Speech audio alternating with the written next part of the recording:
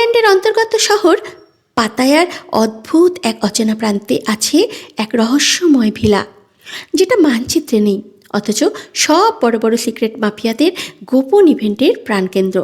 কথিত আছে house of shadows নামের সেই ভিলাটি পাহাড়ের গায়ে তৈরি।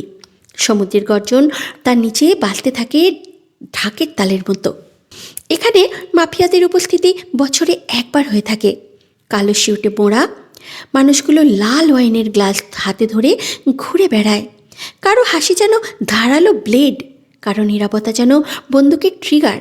গোপন লেনদেন হয় সোনালি সিগারেট ধোঁয়ায় ঢেকে থাকা কনফারেন্স হলে। বাইরে পাহারায় থাকে এমন সব লোক যাদের চোখে পড়লে মনে হয় তারা শুধু দেহ নয়, আত্মাকেও গুলি করে ফেলতে পারে। আজ রাতটা যেন পুরো থাইল্যান্ডের আকাশ ঝুঁকে পড়েছে হাউস অফ শ্যাডোস ভিলার উপর। চারপাশে পাহাড় আর সমুদ্রের গর্জন। ভেতরে ঢুকলেই ঝলমলে ঝাড়বাতির আলোয় চারিদিক উদ্ভাসিত। গ্লাসের টুংটাং শব্দে মিশে আছে হালকা জ্যাজ মিউজিক। আবার কখনো বেজে উঠেছে ধুকপুক করা ইলেকট্রিক বিট, যেন প্রতিটি রক্ত চলাচলকে আরও তীব্র করে তুলেছে। সুইমিং পুলের চারিপাশে সারি সারি বরফ ঠান্ডা ককটেল, রঙিন মকটেল সাজানো ট্রেতে। ক্রিস্টাল গ্লাসে ঝিলিক দিচ্ছে রাতের নেশা। ড্যান্স ফ্লোরে যেন আগুনে পরিণত হয়েছে। লাল ও কালো আলোয় নেচে যাচ্ছে মেয়েরা। তাদের নাচে আছে এক অদ্ভুত জাদু, যে জাদু পুরুষদের চোখকে বেঁধে রাখে আর রাতকে করে তোলে অনন্ত। ভিলার প্রতিটি কোনায় গুঞ্জন মাফিয়াদের ফিসফিসানি, গোপন লেনদেন, হাসির আড়ালে ধারালো হুমকি। মার্কো, ডেভিল, কিমচং এক গোত্রেই বসেছে আজকে। কিমচং তাদের উদ্দেশ্যে আওড়ালো। মার্কো ককটেলের গ্লাসে চুমুক দিয়ে বলল, I think he is hiding under his. হেসে ফেলল ডেভিল। গোল্ডেন প্ল্যাটারে সাজানো খাবারগুলো বিলাসিতা, দামি ক্যাভিয়ার থেকে শুরু করে বিরল সামুদ্রিক ডিশ। প্রতিটি কণায় যেন ক্ষমতার স্বাদ। লঞ্চ জুড়ে লম্বা লিমুজিন পার্ক করা। বাইরে পাহারা দিচ্ছে হায়নার মতো গার্ডগুলো। তখনই রোলস রয়েস লা রোজ নোয়ার ড্রপটেল গাড়িটা এসে থামল।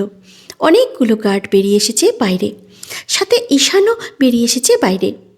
সাথে ঈশান বরাবরের মতো এবারেও সবাইকে টেক্কা দিয়ে নিজেকে ভিন্নভাবে প্রেজেন্ট করেছে ব্লাডি বেস্ট মাফিয়া কিং। আফ্রিদের আগমন খবরটা ইতিমধ্যেই ভেতরে চলে গেছে। ইভেন্ট করা কিমলিয়ন এগিয়ে এসেই হ্যান্ডশেক করে তার সাথে। মৃদু স্বরে বলল, বাঁকা হাসল আফ্রিদ। তার হাসিটাও যে কারো অন্তর কাঁপিয়ে দিতে পারে। তার ছেলের হাসি টেনে বলে, ওরে রিডিকুলাস, কোয়াইট ফানি।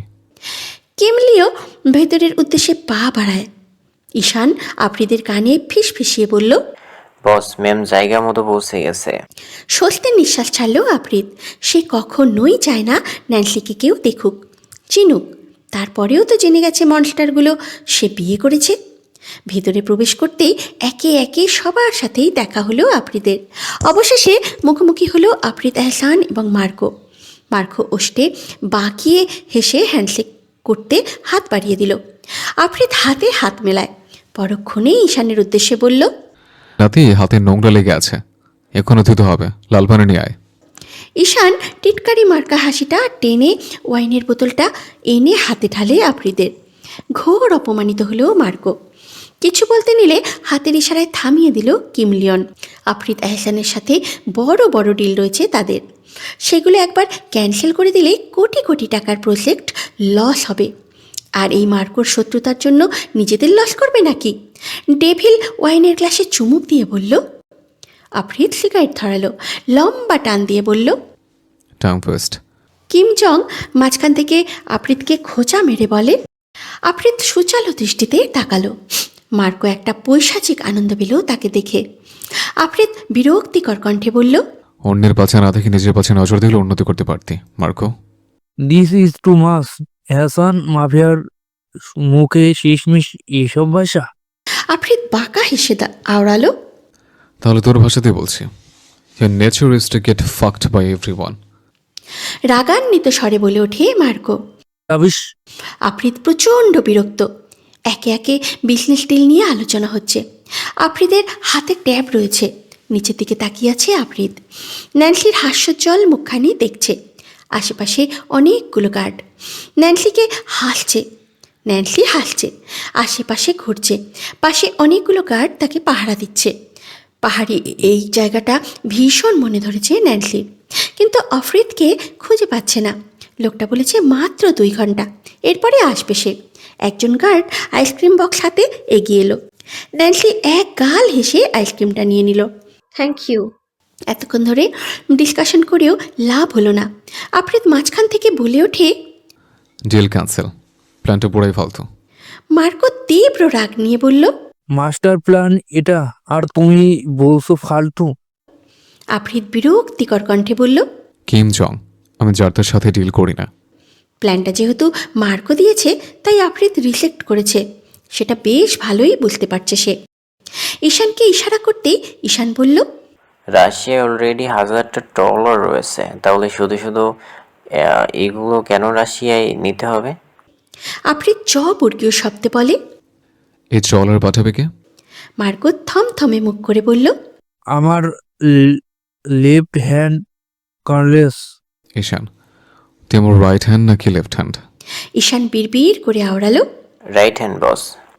আফ্রিদ খিক খিক করে হেসে বলল, ভালো হয়েছে, লেফট হ্যান্ড হোসনি, না হলে পাশে ধর কাছে আসতে। হো হো শব্দে ঈশান আর আফ্রিদ হেসে উঠল।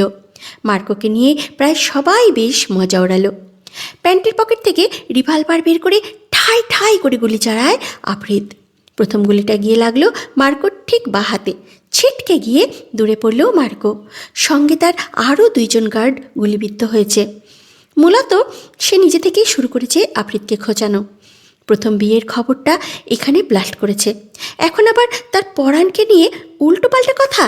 সে কখনোই সহ্য করবে না। কিম লিওনের হাত থেকে সব কিছু কেমন কন্ট্রোললেস হয়ে পড়েছে, কেউ কাউকে ছাড়ার পাত্র নয়। আফ্রিদ তিরিক্ষে মেজাজে বলে ওঠে, মাদারফাকার, তোর মায়ের ইতিহাস আমি জানি না? তোর জন্ম তো অনেকগুলো লোকের মা রাখে, শালা মাদারফাকার, প্রস্টিটিউশনের ছেলে একটা। ক্রোধে জ্বলে উঠল Marco. How dare you Ehsan, I will kill you. আফ্রিদকে কাছে টেনে ধরেছে কিম জং। আফ্রিদ অগ্নিদগ্ধ দৃষ্টিতে তাকালো কিম জংয়ের দিকে। বালের ঘরের আবাল, কিসের ইভেন্ট এটা?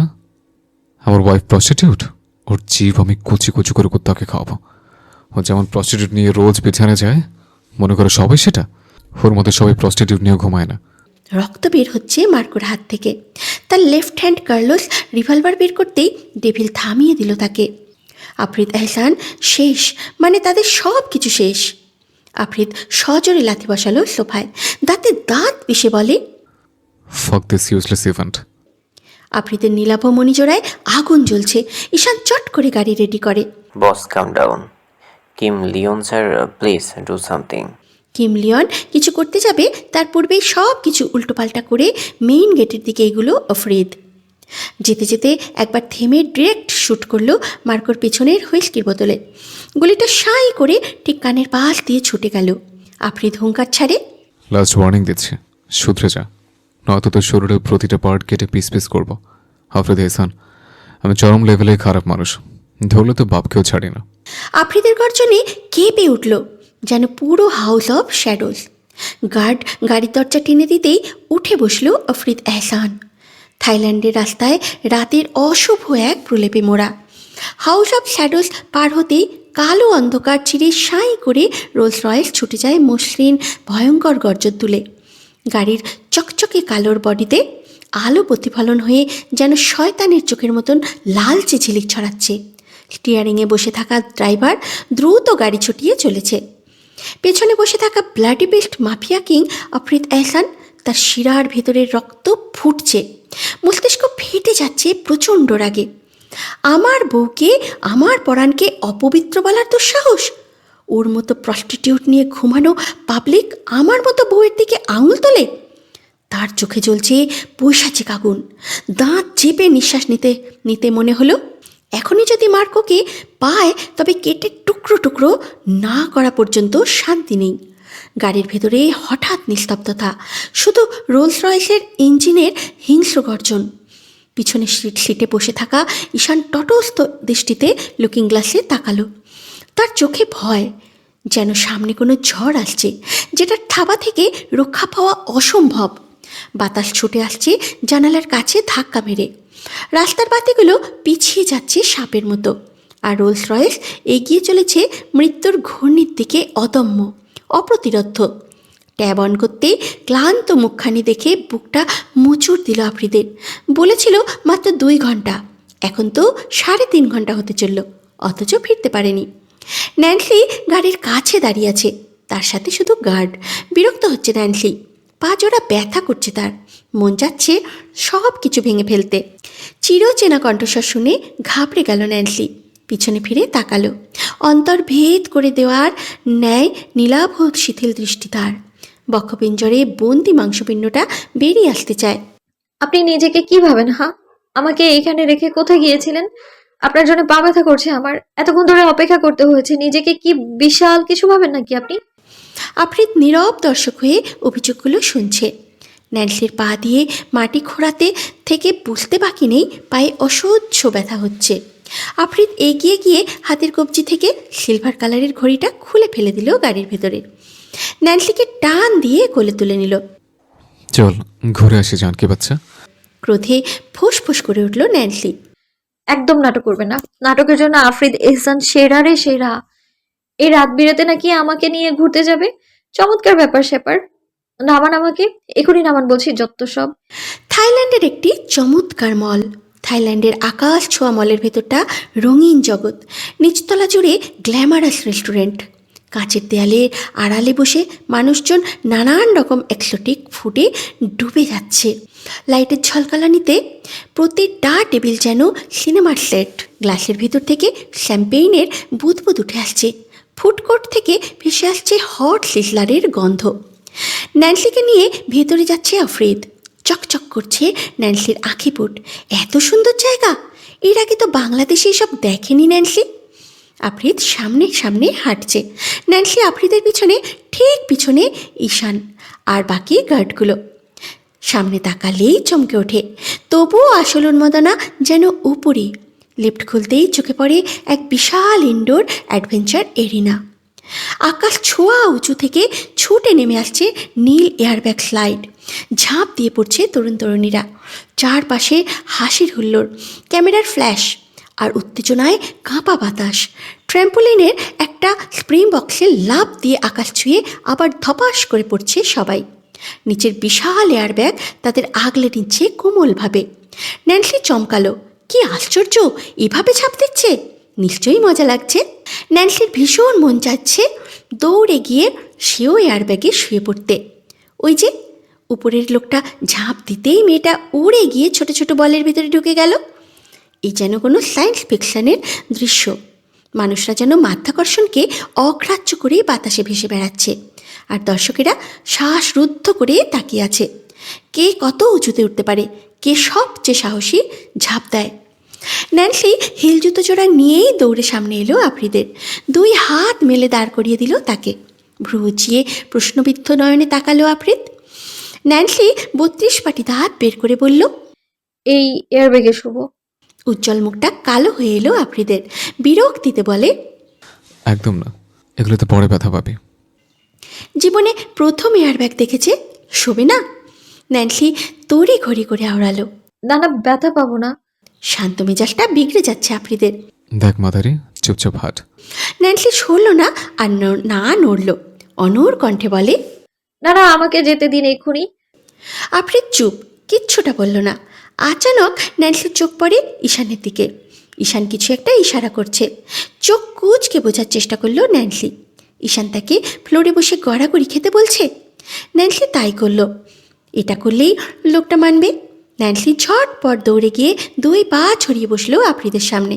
ক্রন্দনরত কণ্ঠে বলে, আমাকে ওখানে নিয়ে যান, আমি এয়ারব্যাগে শুভ, প্লিজ প্লিজ প্লিজ। আফ্রিদ রাগলো। বাচ্চারাও মনে হয় এইভাবে হাত পা ছড়িয়ে গড়াগড়ি খায় না, যেটা ন্যান্সি করছে। আফ্রিদ সুচালো দৃষ্টিতে তাকালো পিছনে। ঈশানের দিকে তাকিয়ে বলল, তুই তো আগে নাগা ছিলে না বান্দির বাচ্চা। ঈশান, তোকে পরে দেখছি, শাওয়ার পোলা। শুকনো ঢোক গেলে ঈশান। যত যাই হোক, ন্যান্সির হাস্যোজ্জ্বল মুখখানি দেখতে ভালোই লাগে তার। তারও তো একজন। চাপা দীর্ঘশ্বাস ফেলল ঈশান। ঠিক আছে, উঠতে দেব। ন্যান্সির বাহু এক টানে উঠে দাঁড় করালো। ন্যান্সি নিচের দিকে ইশারা করলো। জুতো জুতো। আফ্রিদ হাঁটু গেড়ে বসে পায়ের সাদা হাই হিল জুতোটা খুলে দিল। কে বলবে সে মাফিয়া কিং? সে তো এক পাগলাটে স্বামী, উগ্র বদ মেজাজি গালির বক্স। ঈশান গার্ডগুলো অবাক হয়। এই হলো আফ্রিদা এহসান, যাকে চিনতে ভুল করে পৃথিবীর অর্ধেক মানুষ। এয়ার ব্যাগের দিকে এগিয়ে গেল ন্যান্সি। উপরে রেলিংয়ে দাঁড়িয়ে আছে আফ্রিদ। ন্যান্সি ছট করে শুয়ে পড়ল।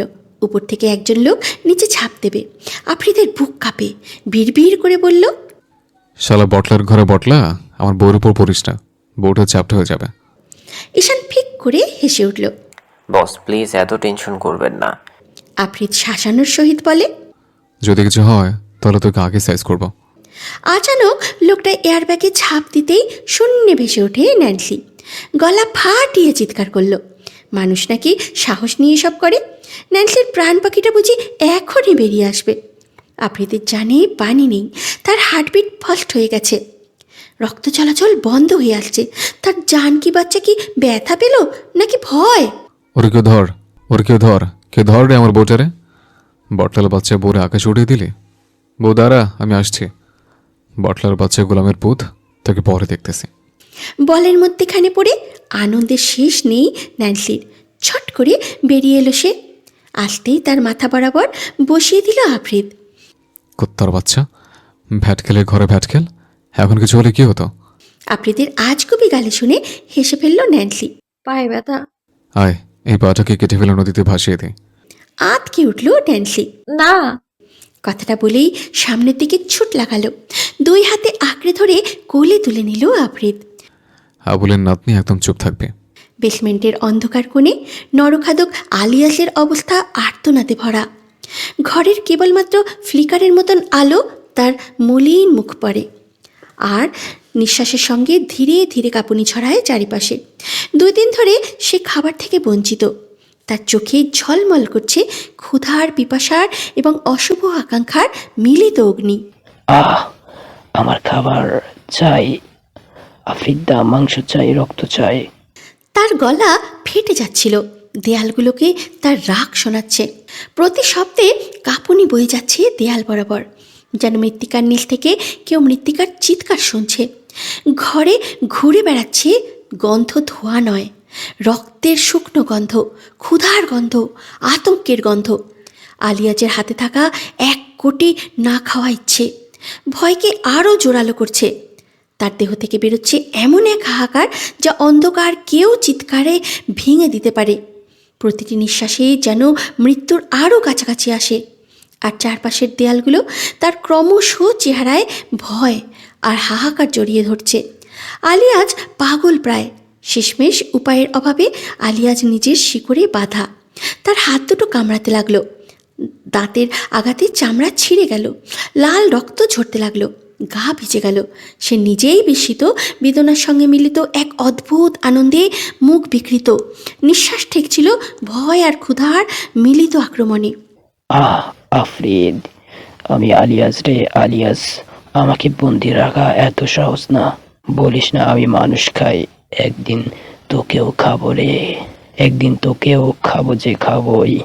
রক্ত জমে জমে হাতের চারপাশে ছড়িয়ে পড়ল। অন্ধকারে তা যেন জীবন্ত কুয়াশার মতো মিশে গেল।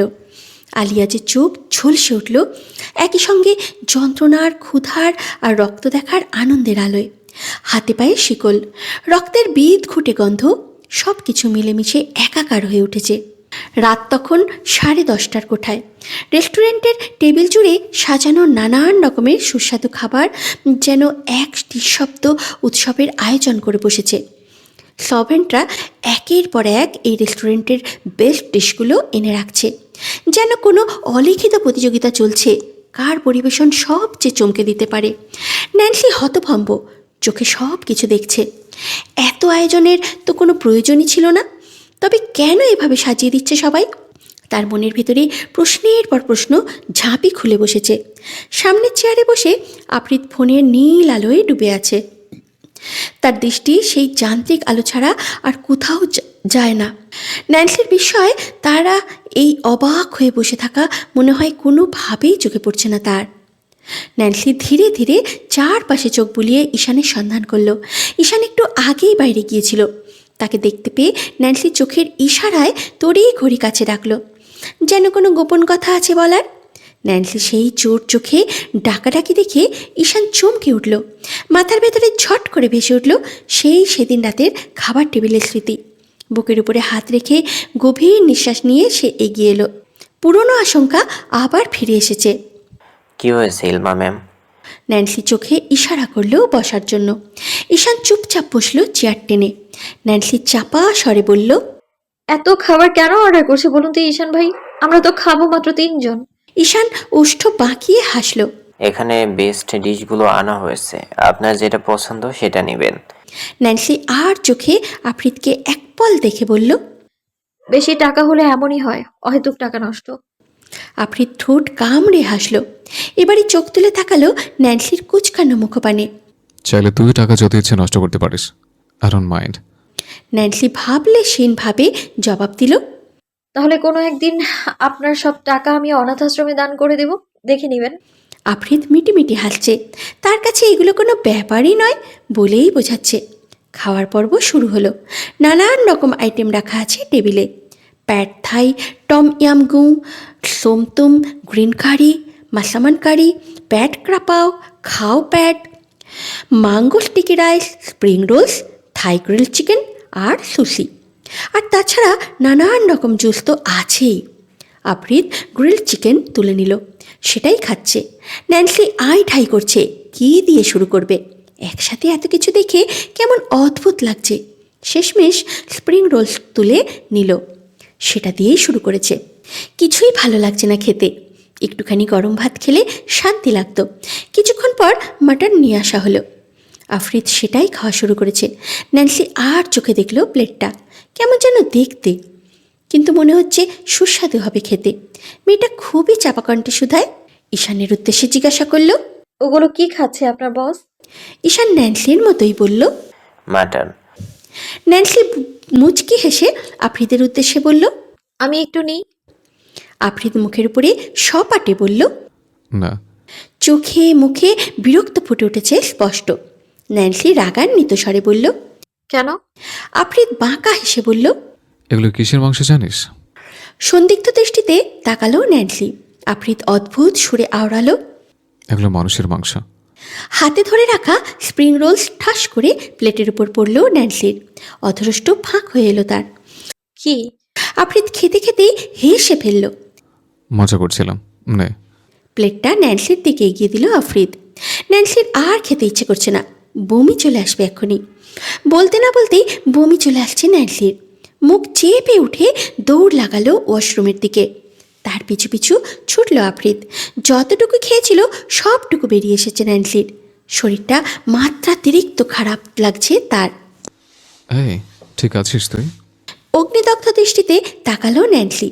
বেয়াদব লোক তাকে এইভাবে ভয় দেখালো, আর এখন এসেছে বলতে ঠিক আছিস। ন্যান্সির চাহনি বলে দিচ্ছে চোখ দিয়েই ভস্য করে দেবে। আফ্রিদ ঠোঁট কামড়ে হাসল। আয়। নিচু হয়ে আলগুছে ন্যান্সিকে পাঁচা কোলে তুলে দিল আফ্রিদ।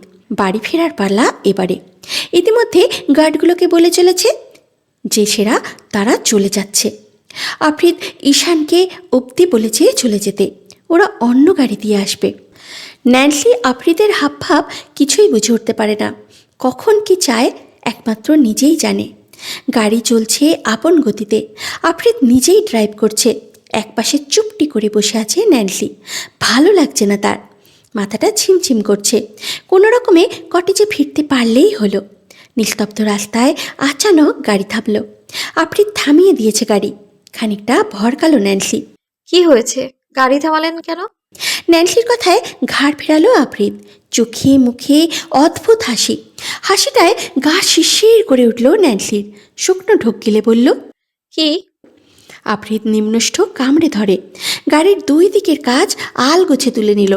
ন্যান্সি ভয়ার্ত কণ্ঠে বলল, এমা এইসব কি করছেন? আফ্রিদ হিসিয়ে বলল, মোটের মায়ের বাপ হয়ে গেছে। ন্যান্সির ভয়ের মাত্রা দ্বিগুণ হলো তার এই কথায়। ন্যান্সি পালাতে পারল না। গাড়ির দরজাতে ইতিমধ্যেই লক করে দিয়েছে সে। দেখ, চুপচাপ থাকবি, তোর জন্য ভালো হবে। বেশি নড়াচড়া করবি, তোর জন্য বিষয়টা খারাপ হবে। আফ্রিদের শীতল হুমকিতে গা শুদ্ধ কেঁপে ওঠে ন্যান্সির। আফরিদ আপনি? আফ্রিদ বেসামাল হয়, পরনের সুটটা খুলে ব্যাক সিটে ছুঁড়ে ফেলল।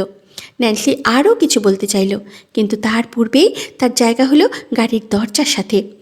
একদম চেপে গিয়েছে মেয়েটা। আফ্রিদ আজ বাঁধন হারা পাগলাটে স্বামী, যে কিনা প্রণয়ের অনুভূতিতে মাতাল হয়েছে। ন্যান্সি থরথর করে কাঁপছে তার স্পর্শে। আফ্রিদের পুরুষ্ট ওষ্ঠজোড়া আঁকড়ে ধরে ন্যান্সির গোলাপি সৌন্দর্যে রাঙা অধর দুটো চুমুতে চুমুতে অস্থির করে তোলে তাকে। ডান হাত চলে যায় চুলের ভাঁজে, বাঁ হাতে কোমর আঁকড়ে নিজের আরও কাছে নিয়ে আসে। গাড়ি কাঁপছে এই মধ্য রাস্তায়। ন্যান্সি ধাক্কা দিল আফ্রিদকে। আফ্রিদ সরল না, মুখ নামায় গলদেশে, সজোরে দন্ত দ্বারা ক্ষত বিক্ষত করে সেখানটায়। আচানক অবাধ্য হয়ে এক টানে তার শুদ্ধ দৃষ্টা ছিঁড়ে লাগলো। রাগে কিরমিরিয়ে বলে ওঠে, বালছাল কত কি পড়তে হয়, শালার টাইম ওয়েস্ট। ন্যান্সি হাঁসফাঁস করছে। কি করছেন আফরিদ? ছিঁড়ে যাবে তো, ছাড়ুন বলছি। আরে আমার ড্রেস ছিঁড়ে যাবে, ছাড়ুন। নতুন কিনে দেব। আফ্রিদ খুব জোরে টানাটানি করছে। ন্যান্সি আহাম্মক বনে গেল আফ্রিদের কাণ্ড দেখে। না, আমার প্রয়োজন নেই, প্লিজ সরুন। আফরিদ বাড়াবাড়ি হচ্ছে, সরুন বলছি।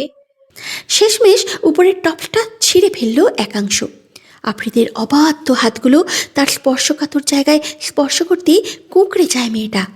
ঘন ঘন নিঃশ্বাস টানছে মেয়েটা। কানের পিঠে মুখ নিয়ে যায় আফ্রিদ, নিভু নিভু কণ্ঠে বলে, take a deep breath. Nancy সজোরে লাথি বসায় তার বুকে। সেই পাটা টেনে নিজের কাছে টেনে নিয়ে আসে আফ্রিদ। দাঁতে দাঁত পিষে বলে, ফক। মুখটা হা হয়ে আসে ন্যান্সির। সেই সুযোগটা নিল আফ্রিদ। অধর দুটো আবারও আয়ত্তে আনে, খামচে ধরে তার সিল্কি চুলগুলো। পরপর ঠোঁট ছেড়ে মুখ নামায় গলদেশে। ন্যান্সি এই বেলায় হাউমাউ করে কেঁদে উঠল। তার কান্নার শব্দ পেতেই শোধবোধ ফিরে পায় আফ্রিদ। সহসা ছিটকে দূরে সরে গেল। ন্যান্সিকে জড়সড় হয়ে বসে থাকতে দেখে ঠোঁট উল্টায় আফ্রিদ। কেঁদে কেঁদে চোখ দুটো ফুলিয়ে ফেলেছে মেয়েটা। আফ্রিদের নিচের উপরেই রাগ হচ্ছে। কাকে ছোবে? ছোঁয়ার আগেই কেঁদে ফেলেছে বা। ন্যান্সিকে ওই অমনভাবে কাঁদতে দেখে অসহায় হয়ে পড়ে আফ্রিদ। গাড়ি থেকে নেমে এলো দ্রুত। দুই হাত কোমরে রেখে এদিক ওদিক পায়চারি করছে। লম্বা নিঃশ্বাস টেনে পকেট থেকে সিগারেট বের করে ধরালো। পরপর দুটো সিগারেট শেষ করলো সে। আকাশমুখো হয়ে ধোঁয়া ছাড়লো। নিজেকে খানিকটা ধাতস্থ করে আবারও গাড়ির ভেতরেই উকি দিল। ন্যান্সি নৈশব্দে বসে আছে। আফ্রিদ দুই হাত মেলে কাছে ডাকে তাকে। আয়। ন্যান্সি চোখ পাকিয়ে তাকালো। আফ্রিদ শান্ত কণ্ঠে ফের ডাকে, কাছে আয়। ন্যান্সি নড়ল না। আফ্রিদের উপরে বিশ্বাস নেই, একটুও না। রাগে রীতিমতো গর্জে ওঠে। প্রয়োজন নেই। আফ্রিদ ব্যাকসিট থেকে নিজের সুটটা নিয়ে এলো। ন্যান্সির দিকে বাড়িয়ে বলল, হাত ঢোকা। ইস, তাকে দিকে। ন্যান্সির হাতজোড়া জোরপূর্বক ঢুকিয়ে দিল শুটের ভেতরে। এমনিতেই ড্রেসটার অবস্থা খারাপ করে দিয়েছে আফ্রিদ। শুট পরিয়ে দুই হাতে ন্যান্সিকে শক্ত করে জড়িয়ে ধরল আফ্রিদ। বুকের ভিতরে চেপে ধরে হাসকি টেনে বলে, ভালোবাসি, মারাত্মক। সরি জান বাচ্চা। ন্যান্সি ঘাপটি মেরে বুকে পড়ে রইল। আফ্রিদ এহসান অস্থির কণ্ঠে বলতে লাগলো, এমনভাবে যদি কান্নাকাটি করিস তাহলে আমি তোকে কীভাবে আদর করবো বলতো? এমন করে কেউ? ধরতেই পারলাম না। তার আগেই কেঁদে কেঁদে চোখ ফুলে ফেলেছিস। এগুলো করলে কিভাবে কি করব? ন্যান্সি আফ্রিদের থেকে উঠে গেল। অপরদিকে গাড়ির লক খুলে বেরিয়ে এলো বাইরে। আফ্রিদও নেমে এলো গাড়ি থেকে। ন্যান্সি আশেপাশে তাকিয়ে দেখলো গাছপালা অনেক, নির্জন জায়গাটা। কি সুন্দর দেখতে লাগছে রাতের আকাশটা। মিটিমিটি করে তারা জ্বলছে চাঁদকে ঘিরে। আমরা হেঁটে যাই। আফ্রিদ কিছুক্ষণ নির্লিপ্ত ভঙ্গিতে দাঁড়িয়ে থেকে বলল। ন্যান্সি পিছনের গাড়িটা এক পলক উকি দিয়ে বলল, গাড়ি? আফ্রিদ ঘাড় ফিরিয়ে গাড়ির দিকে তাকিয়ে বলল, সময় মতো গাড়ি পৌঁছে যাবে তার জায়গায়। রাস্তার মাঝখান দিয়ে হেঁটে চলেছে দুইজনে। ন্যান্সির সামনে আর তার পিছু পিছু আসছে বডিগার্ড আফ্রিদ এহসান।